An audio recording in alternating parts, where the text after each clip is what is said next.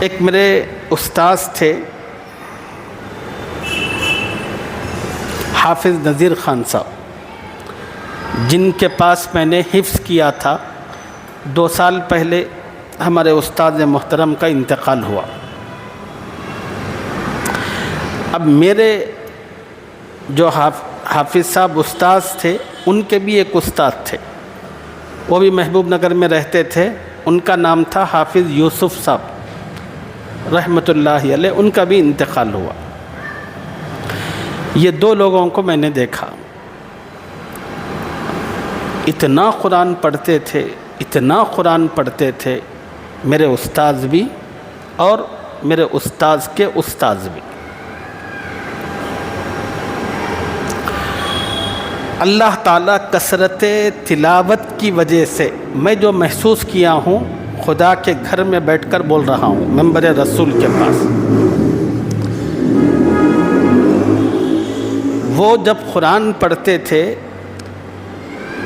قرآن وہ پڑھتے تھے، سننے والوں کے منہ میں پانی آ جاتا تھا، اتنا مزے کا قرآن پڑھتے تھے کہ میں بیان نہیں کر سکتا۔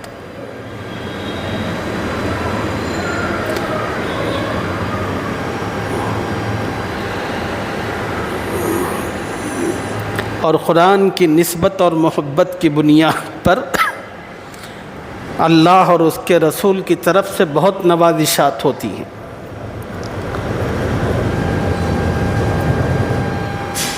ایک بہت بڑے امام گزرے ہیں، حضرت امام عاصم، مسجد نبوی میں لوگوں کو قرآن پڑھاتے تھے اور ان کا درس چلتا تھا، قرآن کا حلقہ لگتا تھا۔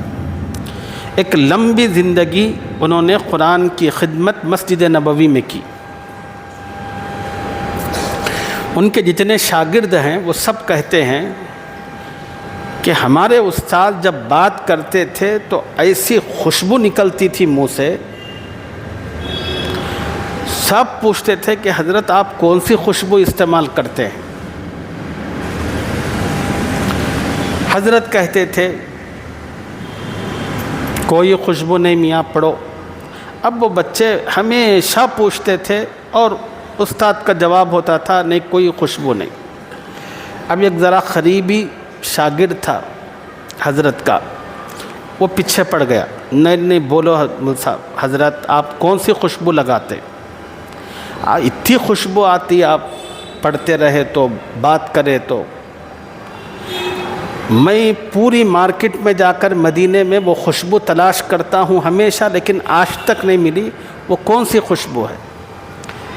تو جب وہ طالب علم، وہ شاگرد جو منہ چڑھا تھے اور استاذ کے قریب تھا، جب اس نے حد سے زیادہ پوچھنا شروع کیا تو ایک دن امام عاصم کوفی رحمہ اللہ نے اس اپنے شاگرد کو بتایا کہ بیٹا سچی بات یہی ہے کہ کوئی خوشبو نہیں لگاتا۔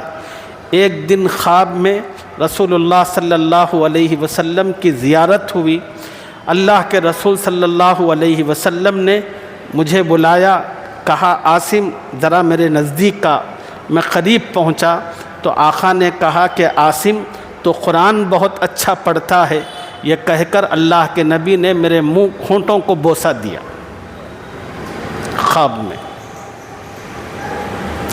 بس اس وقت سے اللہ نے یہ خوشبو جاری فرما دی اور موت تک وہ خوشبو تھی۔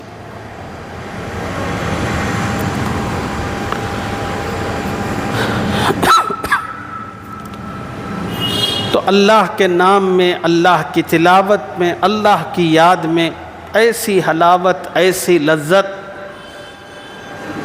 کہ ہم تصور نہیں کر سکتے۔ اس کی مشق کرنی پڑتی ہے، عادت ڈالنی پڑتی ہے۔ اللہ مجھے بھی، آپ کو بھی تھوڑی تھوڑی عادت ڈال دے۔